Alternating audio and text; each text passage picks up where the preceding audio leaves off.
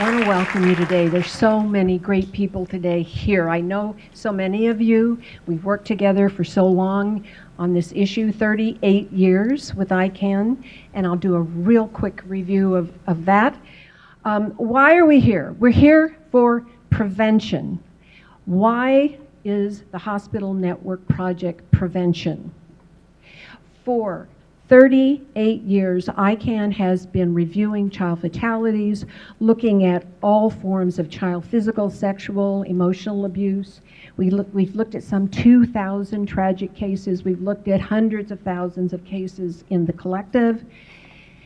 And we realize that most of the time, we are responding to children that we know about, who are either in the system, have been reported, or are for some reason known to one agency or the other in the system. So we bring the agencies together to get them to talk to each other, and we realize that we miss a huge population of very fragile, at-risk children. Newborns, infants, and toddlers. Not seen in the street, not going to school, probably not reported, and when they are, it's often because they have suffered multiple previous trauma.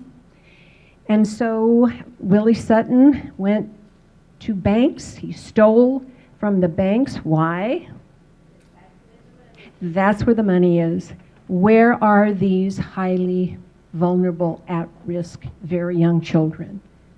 In hospitals. So how do we reach them? And that's what we're all about here. So Michael will talk about the 400 newborns, infants, and toddlers under 3 who are admitted to hospitals every single day in this county. Every single day, 400. So why don't we start by taking a brief look at ICAN and the 38 years of coming together, trying to identify not only the children at risk, we know what they are, they're very young. There's domestic violence, there's substance abuse, they're isolated. There may be an unrelated adult caregiver in the home. And what's the other one? Previous abuse, perhaps unreported. Okay, so the website.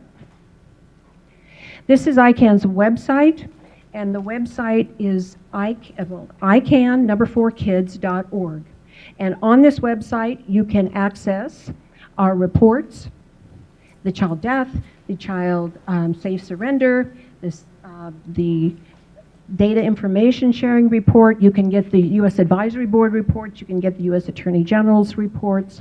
You can find events, committee meetings, and what you can find out about ICAN Associates and their projects, and the National Center on Child Fatality Review, which is what ICAN is.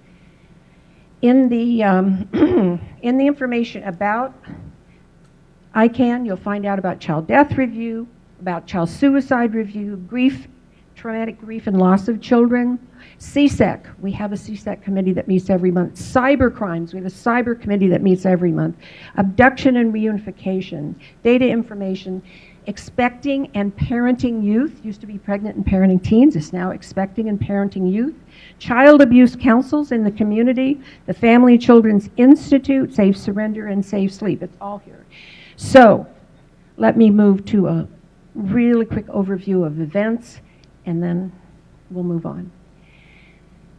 ICAN's policy committee consists of 32 city, county, state, federal agencies, and the co-chairs at this time are Sheriff McDonald and District Attorney Jackie Lacey, both extremely committed to helping ICAN meet its goals and to promote the agendas that we develop and present to them and the recommendations that we present to them.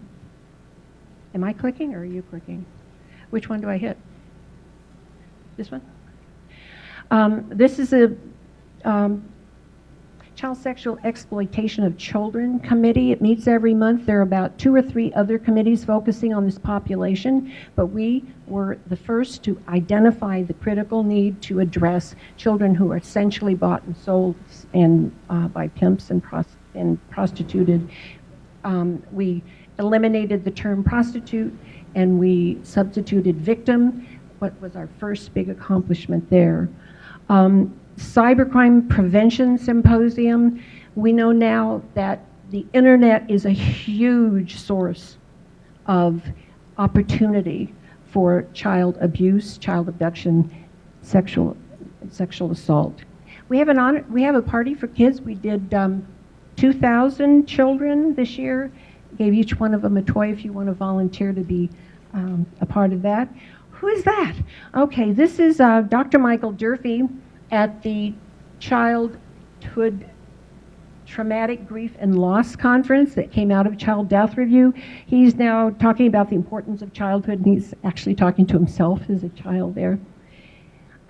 What the importance of pets, therapy pets, and these are used extensively at the Child Evaluation Center in West Covina. This little boy, Angela, was adopted by this woman who had a very abusive childhood herself. And while in the hospital, she met this little baby who had a terminal blood disease. And so what we did was we presented the opportunity for everyone at the grief conference to be tested to see if they could be a bone marrow donor, because that is the only way that he will live. Our Infant Safe Sleep project, and I want to point to Carol Berkowitz in particular on this, we did a major campaign for 1 year. We saw 70 infants under 1 dying every year from unsafe sleep, co-sleeping, bed sharing. And with the help of First 5, anybody here from First 5 LA? With a grant from First 5 LA, ICAN, with the leadership of Carol and Denise Bertone, launched a campaign, and the last data that we have shows that that number 70 has been cut to 35. From 70 babies dying to 35 just by virtue of information getting out there about how unsafe it is to co-sleep or clutter your baby's crib. Safe Surrender was launched in 2001, and during that time, that was when the legislation was passed, no baby was safely surrendered.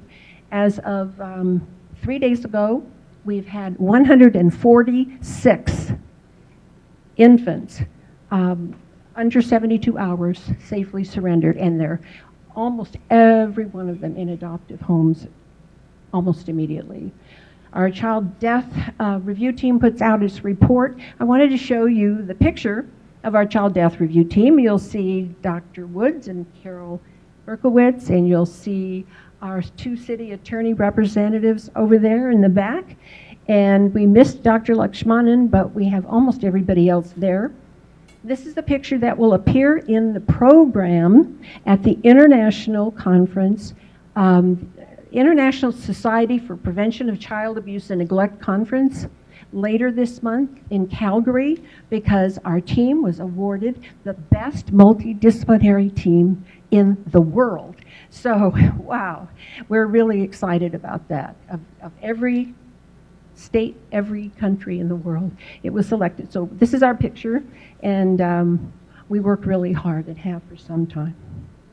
And this is our Critical Issues Hospital Project, which of course I believe, and you probably will too, that this is probably going to be one of the most effective means of preventing harm to children that we've ever undertaken, because it shouldn't hurt to be a child, drawn by a child in our Child Abuse Prevention Month poster art contest. So I end with that, and I turn the microphone back to Dr. Michael Durfee. Thank you so much.